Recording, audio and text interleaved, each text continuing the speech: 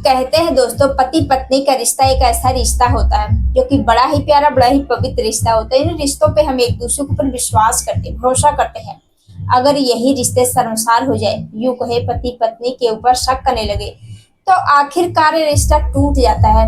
क्योंकि आज की घटना में कुछ ऐसा ही होता है। आज की घटना में जो लड़का रहता है, जब शादी से पहले वह अपनी पत्नी को देखने के लिए जाता है, तो वह देखकर यही सोचता है कि जो हमारी पत्नी है वह देखने में बेहद खूबसूरत लग रही है, संस्कारी भी है, या हमारा घर परिवार को अच्छी तरीके से संभाल सकती है। वह तरह तरह के सपने देखने लगता है। लेकिन जैसे ही वह शादी ब्याह करके अपनी पत्नी को लेकर अपने घर पहुंचता है, वही पति दूसरों के कहने पे अपनी ही पत्नी को मारता, पीटता, उसे प्रताड़ित करता।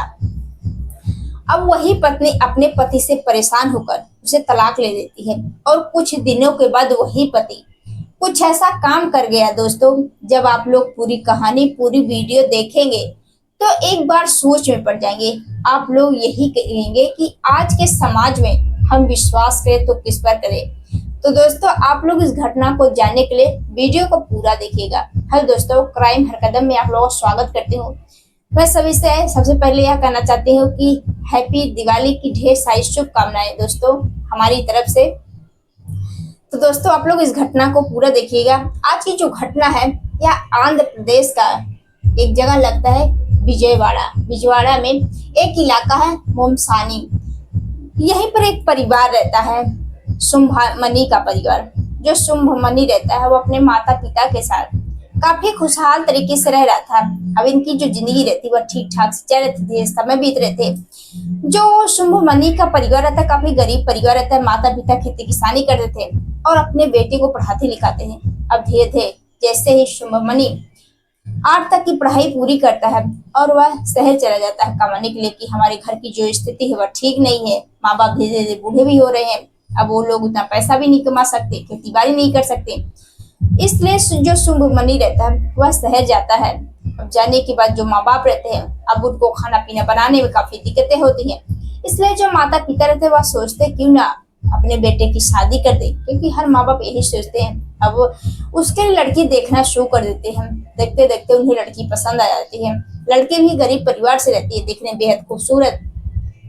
अब जैसे ही लड़की को देखते हैं, देखकर पसंद कर लेते हैं, इन दोनों के रिश्ते तय कर देते हैं।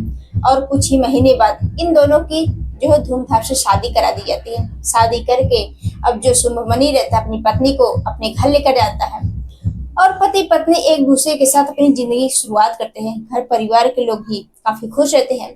अब इनकी जिंदगी ठीक ठाक से चलने लगी, समय बीत रहे थे।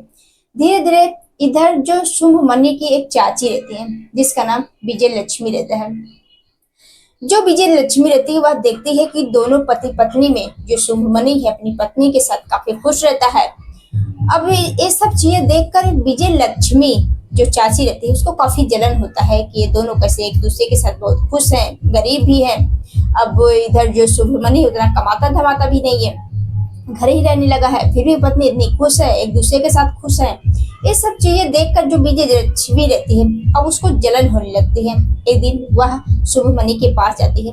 वह कहती है कि शुंभमणि, तुम्हारी जो पत्नी है उसके चाल चलन ठीक नहीं रहे हैं, क्योंकि तुम जैसे ही घर से बाहर जाते हो तो जो तुम्हारी पत्नी है वह फोन पर लगती है। वह आए दिन घंटों घंटों बात करती है, पता नहीं किससे बात करती है। अब ये सब चीजें जैसे ही शुंभमणि सुनता है तो उसको बड़ा बुरा लगता है कि जो हमारी पत्नी है हमारे पीठ पीछे ऐसा काम कर रही है। वह अपनी ही पत्नी के ऊपर शक करने लगता है।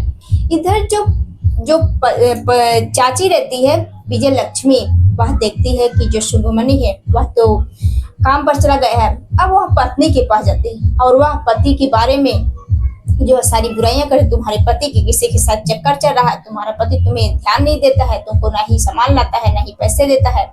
ये सब चीजें अब शुंभमणि की पत्नी को भी चढ़ाती है, इधर शुंभमणि को भी दी। अब दोनों के बीच में इसी बात को लेकर काफी विवाद होते हैं। इधर जो शुंभमणि रहता है वह आए दिन अपनी ही पत्नी को अब मारता है, पीटता है, सबके आधार पर, दूसरे को कहने पर।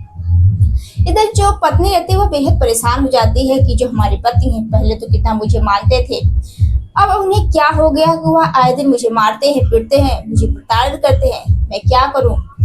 अब पति पत्नी में आए दिन लड़ाई झगड़े होते रहते हैं, धीरे धीरे समय बीतने लगते हैं। इसी बीच में जो पत्नी है उसको एक बेटा पैदा हो जाता है।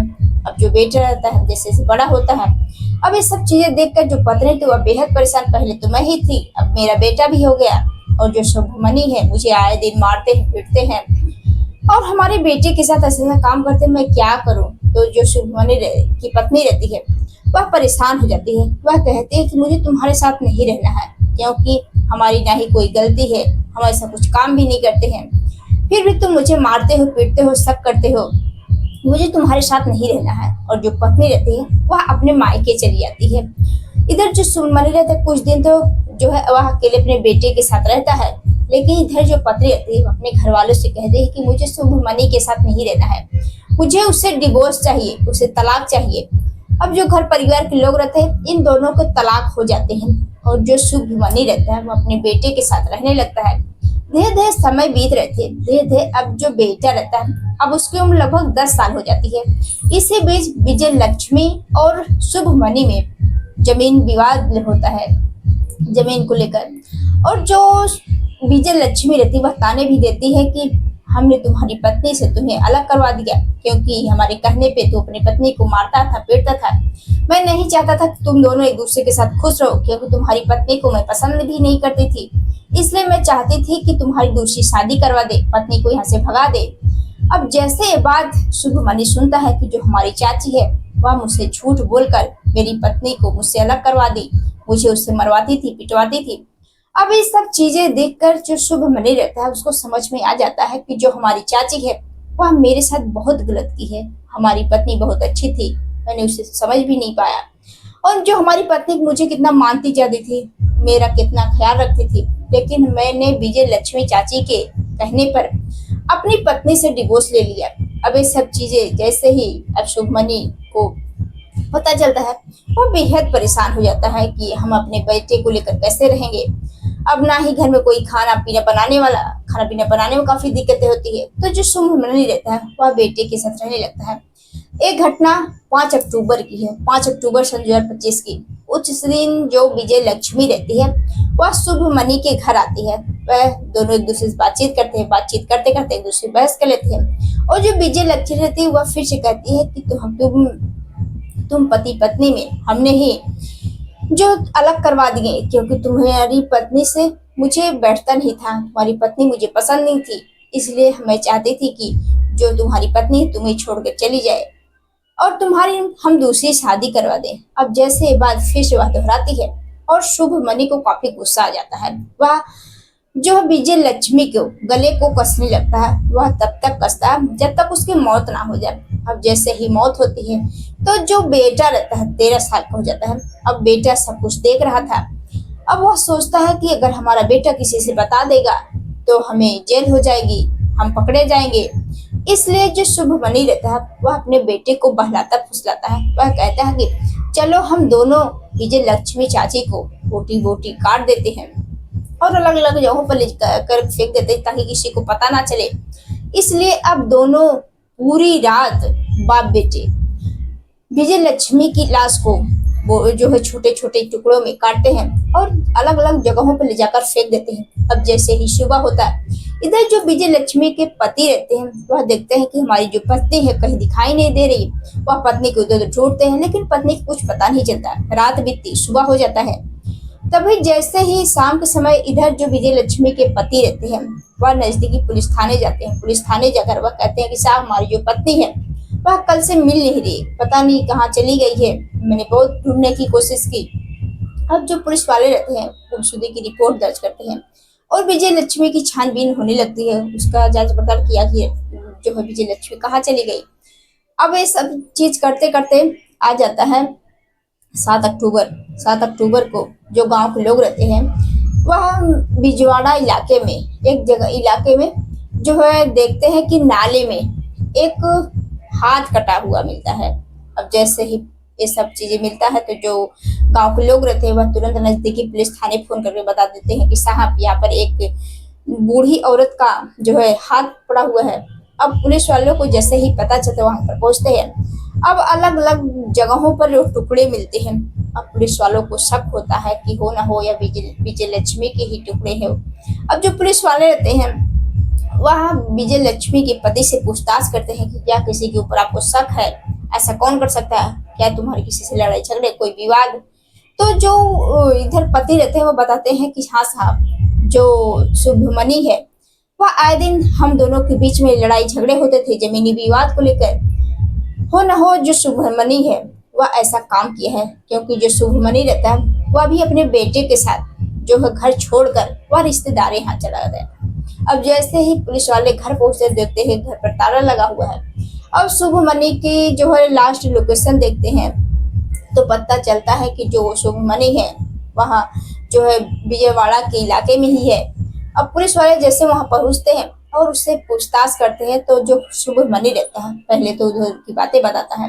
अब पुलिस वाले जैसे उसे कड़ाई से पूछताछ करते हैं तो वही शुभमणि टूटता है और सारी सच्चाई बताने लगता है कि हाँ साहब, हमने ही अपने चाची विजय लक्ष्मी की हत्या की, क्योंकि जो हमारी चाची है हम दोनों पति पत्नी में आए दिन लड़ाई झगड़े करवाती थी। वह कहती थी तुम्हारी पत्नी का कहीं से चक्कर चल रहा है, इसलिए गुस्से में हम अपनी पत्नी को आए दिन मारते पीटते थे, इसलिए हमें गुस्सा है। और जो हमारी विजय लक्ष्मी चाची है जब भी कभी झगड़ा करती तो बार बार वही बात को दोहराती थी, इसलिए मुझे काफी गुस्सा आता था। हमने ठान लिया कि विजय लक्ष्मी चाची को सबक जरूर सिखाएंगे, इसलिए हमने 5 अक्टूबर को अपने घर बुलाकर और विजय लक्ष्मी चाची की बड़े ही विरह से हत्या कर दिया। तो दोस्तों, आप लोग इस घटना के बारे में क्या कहना चाहते हैं कमेंट बॉक्स में जरूर बताइएगा। आप लोग यह कहानी पहुंचाने का मकसद किसी को परेशान करना नहीं है, बल्कि आप लोगों को जागरूक करना है, सचेत करना है कि आए दिन ऐसे से घटनाएं देखने और सुनने को मिले। तो आप लोग अपने परिवार का ध्यान रखिएगा, खुद को ध्यान रखिएगा।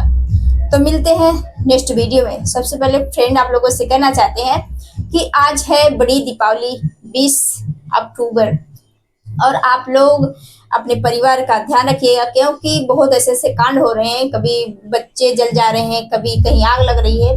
तो आप लोग इस चीज को बचा के रखें। तो फ्रेंड मिलते हैं नेक्स्ट वीडियो में, तब तक के लिए जय हिंद। फ्रेंड सबसे पहले हम जो हमारे जो कमेंट करते थे आए दिन, हम उनका नाम लेना भूल गए, इसलिए हम उनसे माफी मांगना चाहते हैं। सबसे पहले मुकेश कुमार जी, जो कि दीपावली की ढेर सारी शुभकामनाएं, प्रमोद सिंह जी हैं, उनको भी हमारी तरफ से हैप्पी दिवाली की ढेर शुभकामनाएं। तो दोस्तों मिलते हैं नेक्स्ट वीडियो में, तब तक के लिए जय हिंद, जय भारत।